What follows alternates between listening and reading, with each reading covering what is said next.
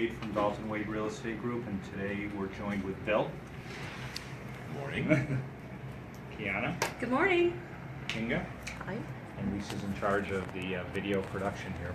So today we're going to talk about one of my favorite subjects, which I call the 4 Horsemen for Success in Real Estate. And a lot of these trainings come out of things during the week, and I had an agent say, he's having, tough getting going, and so this one, applies to seasoned agents, but it also applies more to people just kind of getting into the business, newer agents, and what you kind of need to do, to get your business going, right? So the business, unfortunately, doesn't just fall out of the sky at you. You gotta work at it. It's called work, right? Or you got to do some things to generate business, and if it's your friend, like you're a new agent, you sell your friend a property, that doesn't count, right? That came to you, it counts, but that's not, we only have, like Kinga, she has a lot of friends, so she could probably sell a lot of properties that way. But most people who aren't Kinga, right? Most people who aren't Kinga, they just don't have, like me, I don't have that many friends, so I gotta kind of find new friends, new people, new business, right? So there's 2 concepts. There's what I call your financial capital. Financial capital is your money, right? Your money. If you're not willing to spend your money, then you better be good at what I call your human capital. Your human capital is your time, right? How you spend your time. Okay, so you got 2 things. You got your human capital, that's your time, and your financial capital, that's your money. All right, so let's expand upon those couple of concepts and what you can do to sort of generate business. So let's talk a little bit about your human capital. Now, this is something people, unfortunately, are not all that comfortable doing, or they don't like doing it, and that's basically what I hate the word cold calling, but so we're going to call it warm calling. Warm calling. Warm means, okay, cold calling to me is like you're calling the phone book, right? No. That's ridiculous. Don't do that. That's cold calling. You have no idea. But warm calling, you already know that particular person you're trying to call has an interest in selling their home, okay? How do you know that? Well, they're a for sale by owner, right? That's a good one. Every real estate agent is taught call for sale by owner. We'll talk a little bit more about that in a second. The other group are expired listings or withdrawn listings. Those are listings that didn't sell for some reason, bad agent, bad photography, didn't do open houses, didn't really promote the house the way it should be. It was, and consequently it didn't sell. So those are really the 2 main groups. They're expired listings, withdrawn listings, and for sale by owners, right? So you've got to call those people. You've got to come up with a disciplined approach every single day, 5 days a week, maybe 6 days. Take Sunday off. An hour, 2 hours a day, and make the calls. If you don't make the calls, I did a training, this is probably 2 months ago. I actually had 7 or 8 agents, and I did the calls right in front of them. Now, have they gone, and people don't bite your head off. They basically are sometimes actually glad to hear from you. Have they gone and made the call subsequently? Hard to tell, but I don't see any listings coming from them, so more than likely they haven't. You have to do the work. You have to do it. If you don't do it, nothing can happen. And I know sometimes it's hard. So that's and then if you have listings, even 1 or 2 listings, you can leverage it by doing open houses, right? And then or people contact you off your sign or through the internet. So from your listings, I call it the multiplier effect. You can get multiple business out of it, right? You can get some buyer business off your listings, but if you have no listings, you can't get any buyer business, right? So you gotta make those calls. I have scripts. I'm happy to share those scripts with everyone. If they don't already have them, just hit me up with an email and I'll send you the script. The other thing, so that's listings, okay? That's cold calling, warm calling, but it's calling, right? And being disciplined, organized, doing it every single day. The next one is internet leads, right? So basically, Zillow, Realtor.com, they exist for a reason. They exist to basically, people love their websites. They get an incredible number of traffic, and then they sell those leads back to agents, right? So That again requires your financial capital. You have to spend money to make money, right? So basically, and they're very wise companies. They've been around, and they're, if you spend $1,000 a month, you're not going to generate 10,000. It doesn't work like that. You could generate 5,000 so that's good. But so if you have to plunk down your credit card. Why I like Zillow is because if it doesn't work, you can cancel immediately. You're not locked into sort of a long-term commitment with them. If it's not working after 2 or 3 months, and sometimes that happens. Sometimes it could be the leads are not good that they're sending, or the person isn't good at doing it. Then you don't want to have to spend, the money for the next, 4 or 5 months after that. You can shut it off. So that's why I like Zillow, because it's stoppable. But those, I've seen many, many agents, everybody in this room has closed Zillow leads, right? We've all done it. We all know how it works. So it does work. You just have to, so if you're a new agent, okay, let me maybe, invest some money there and see if I can get that going. And there are other companies. There's Realtor.com. Unfortunately, with Realtor.com, they don't let you. They try to lock you in for 6 months or a year. It's more of a commitment. And if you're new, I'd be weary of that. There's Market Leader. There's Homes.com. There's many. Again, Zillow seems to be the leader in terms of quality of leads, but it varies by person. So if you can listings, Zillow, or internet leads. The other thing is your sphere of influence. She knows a lot of people, and she gets she had some people come to her door, knock on her door, and tell the story. She turned them into. Oh yeah, it was Jehovah Witnesses that knocked on my door, and it was, I believe, like Saturday morning, and I was like, oh, hello, guests, come on in, and I invited them in and made them coffee and, gave them some cookies, and next thing I know, they're telling me that they want to sell their house, and I ended up listing their house.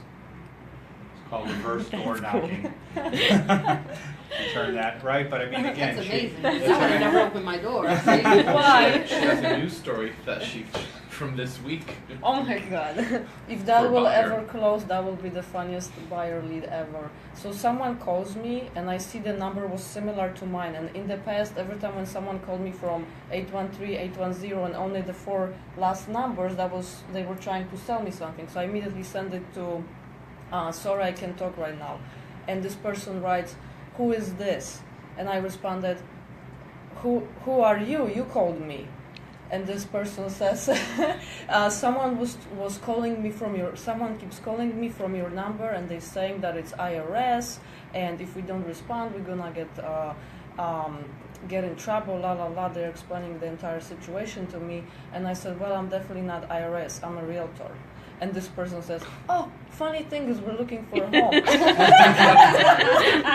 I'm like, listen, are you serious? What is your name? What's your email address? Let me start sending you some listings. Have you spoken to a lender? La la la, the entire. So they give me like all their information, what they're looking for, the price range, and I started sending them listings. That's great. Yeah. Well, so if they will ever close, that will be the funniest buyer lead ever. Well, that kind of, and this is a little bit different, but that's kind of like your sphere of influence. You've always got to be working it. You've always got to be out there, trying to meet people, because you never know. And, that's why sometimes, and we have them at Dalton Wade, people wear the pins, right? It's like you become a walking billboard. If somebody, is interested in real estate services, they may hit you up. Again, like just even, again, this is a true story. He's not in the area, but he's an agent with the company. His name is Juan. Juan, this is a great story. He left his gas cap open, okay, and on his truck. And what Kiana's rolling her eyes, and she's saying, "Where is this going?"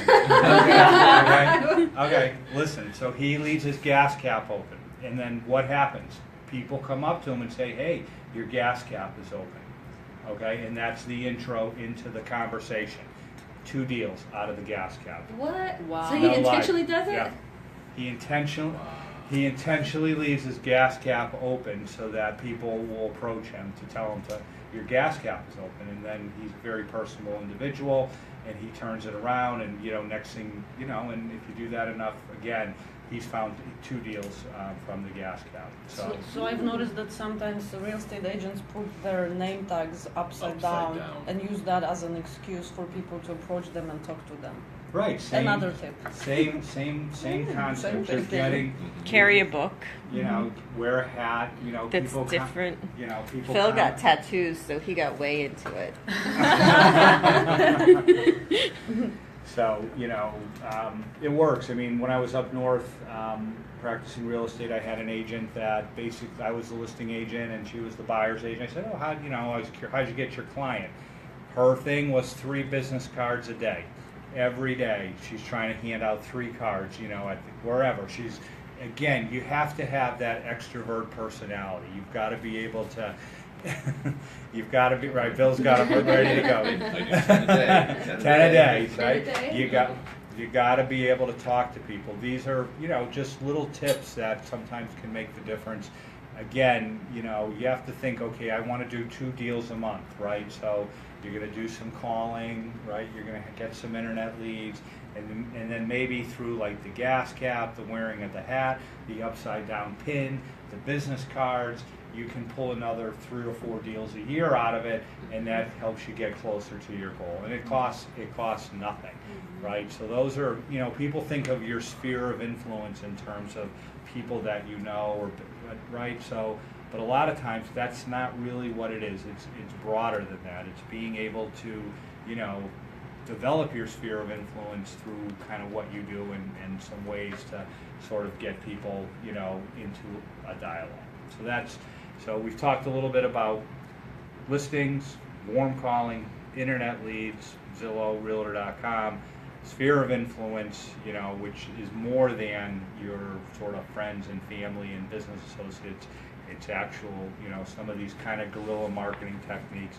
And then the last one of the 4 horsemen is social media, right? So social media is it's like the guy says, it's huge, Tampa. It's huge. You heard that advertisement from the guy selling the Kias, right? Billy Yes. Facillo. Billy Facillo, right? He's, okay, so again, everybody, I mean, like whatever it resonates. So again, it's not really social media he's doing, but he's very personable, same kind of concept as a realtor, be personable, try to get business. But the thing with social media is it takes time, right? It's not like, the thing about internet leads, why people like internet leads, if you're good at it, it can be fairly immediate, meaning like, there are people, right, that you get and they're looking for an agent right now and you turn them into a deal, within a month, right, and then it closes in a month. So within 2 months, social media is more of a long-term kind of plan.